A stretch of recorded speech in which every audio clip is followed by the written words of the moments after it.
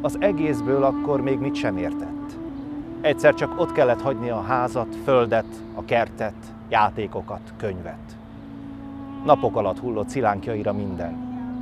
Menni kellett, de nem magyarázták el, hogy miért.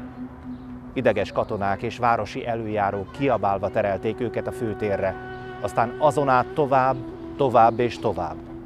Elképzelhetetlenül messzire. Mennyi változás! Ez a legmegszokhatatlanabb az egészben. Észrevétlenül átformálódik a létezés minden emlékével, mint a reggeli köd, vagy az égen utazó felhők a nappal és az éj. A történelem súlyos betontömbjei is ilyenek. Csak a mintázat ismétlődő.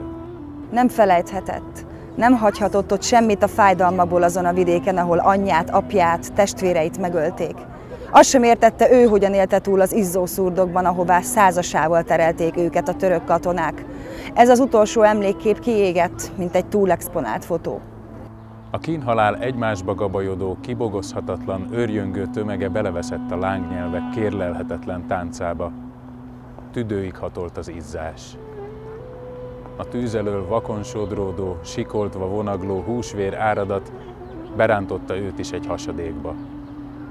Ott tompult a zaj, zsibbasztó, dübörgő morajjá változott, míg egy lezúduló éjszakai zápor gőztengerré nem változtatta a poklot.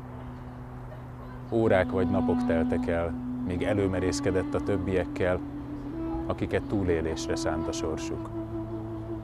Felfoghatatlan borzalom fogadta. Szűkölve rohangált az elszenesedett hullák között.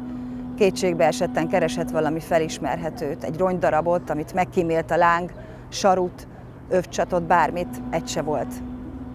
Aztán összeverődtek az árvák, akik senkit és semmit nem találtak, csak maguk maradtak. Valami megmagyarázhatatlan erő a gyerekeket terelte a barlang menedékébe. Az anyák emberfeletti Istentől való ereje. Hajnalra kísírták ezt a maradék erőt is, és hosszú időn át az éhségről is megfeledkeztek. Attól a naptól kezdve menni kellett. Menni és menni. Még inkább menni. Máshogyan menni, mint addig, míg anyja mellette lépdelt. A puha léptek már nem kísérik. Sosem kísérték többé.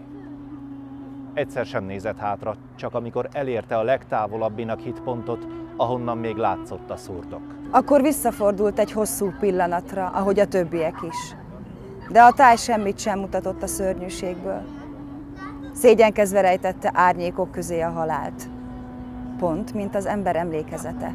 Aki látta a valódi szörnyűséget, megtébolyult. Az anyák holtukban is ölelték az árvák testvéreit, mintha ez a kiterjesztett angyali szárny meg tudta volna védeni attól, hogy felemészze őket a tűz. Ez tehát az út. Senki sem mondta, hogy pusztuláson és halálon vezet majd keresztül, s mindenkit elvesz tőle, akit szeretett.